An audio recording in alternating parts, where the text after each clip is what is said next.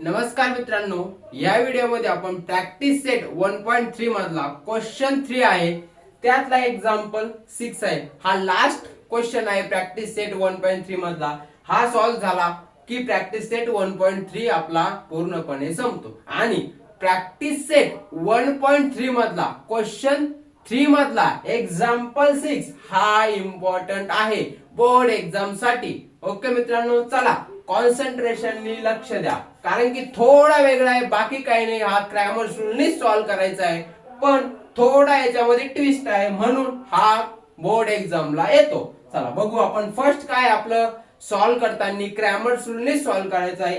ax plus by equal to C form मध्ये दोन्ही equation लिहून घ्यायचे. तर फर्स्ट इक्वेशन काय आपलं 2x plus 3y equal to 2.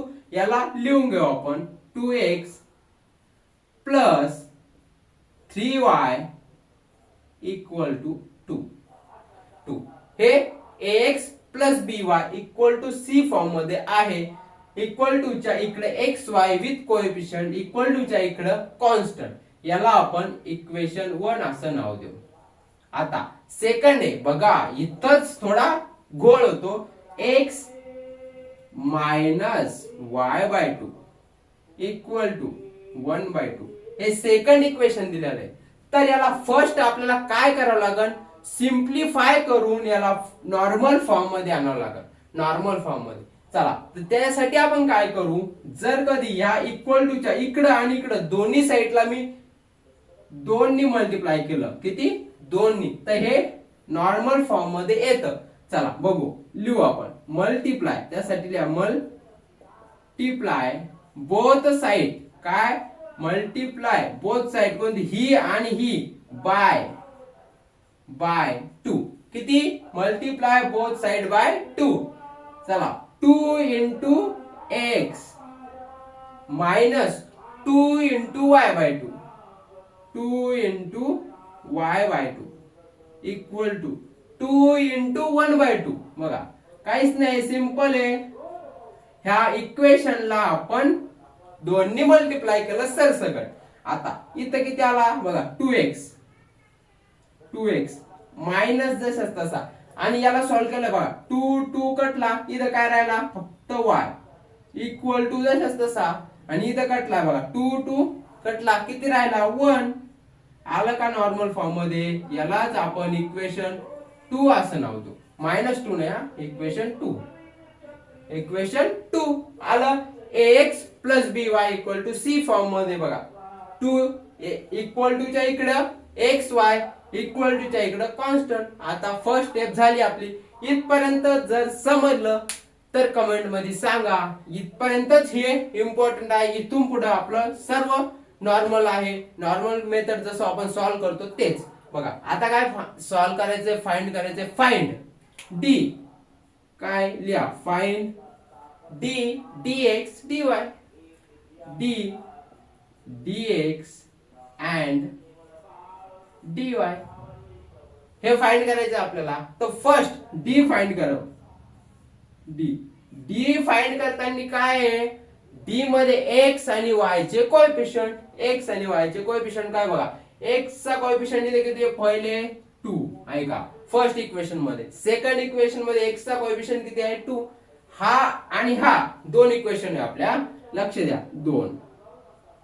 आणि y चा कोएफिशियंट बघा इथे किती आहे 3 प्लस 3, आणि याच्यामध्येच बघा y चा कोएफिशियंट इथे किती आहे -1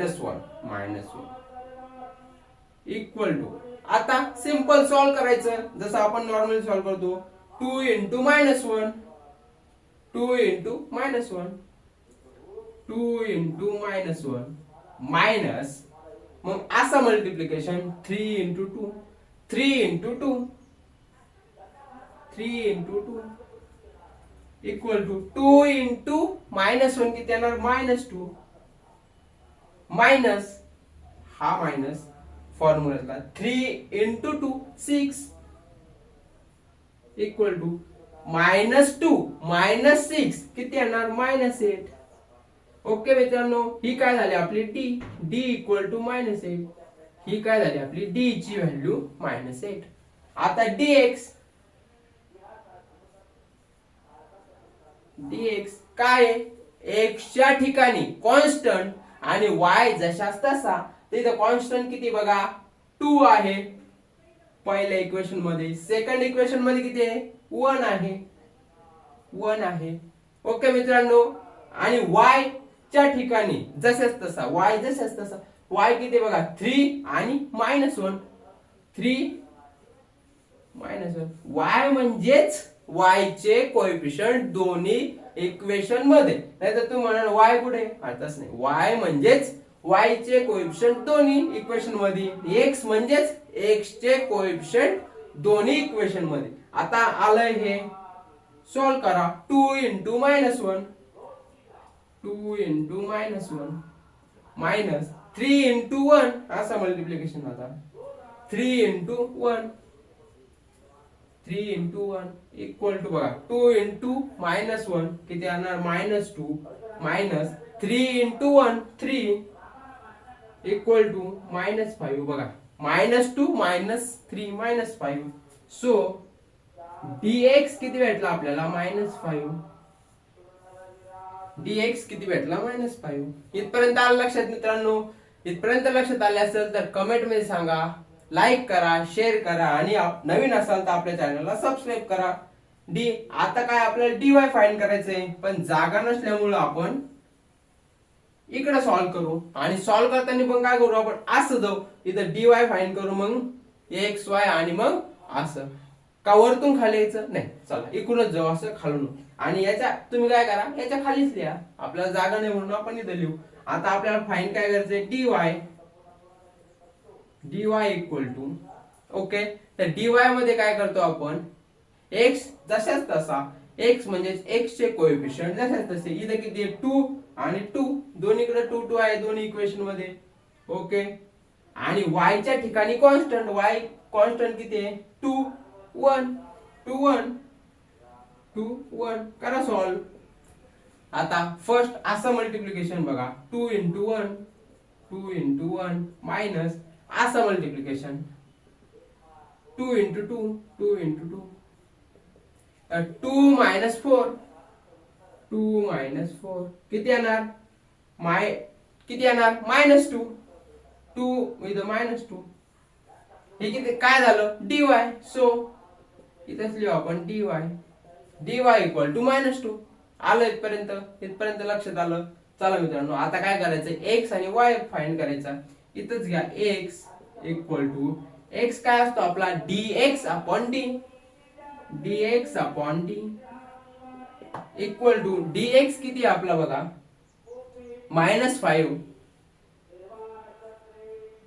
आणि d किती आलाय -8 हा मायनस मायनस कटला तर x किती आला आपला 5/8 सो x इक्वल टू 5/8.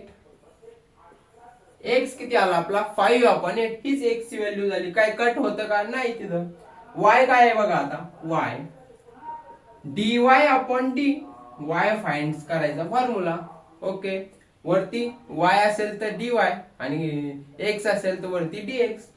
चला आणि किती आला आपला dy किती आला -2 बघा कुठे इथे सापडलंच नाही ते आपल्याला लवकर म्हणून dy -2 आणि d किती आलाय -8 हे मायनस मायनस कट झालं किती आला बेचोक 8 आणखीन कट झालं किती 1/4 तर y किती आला आपला 1/4 आला आपला y.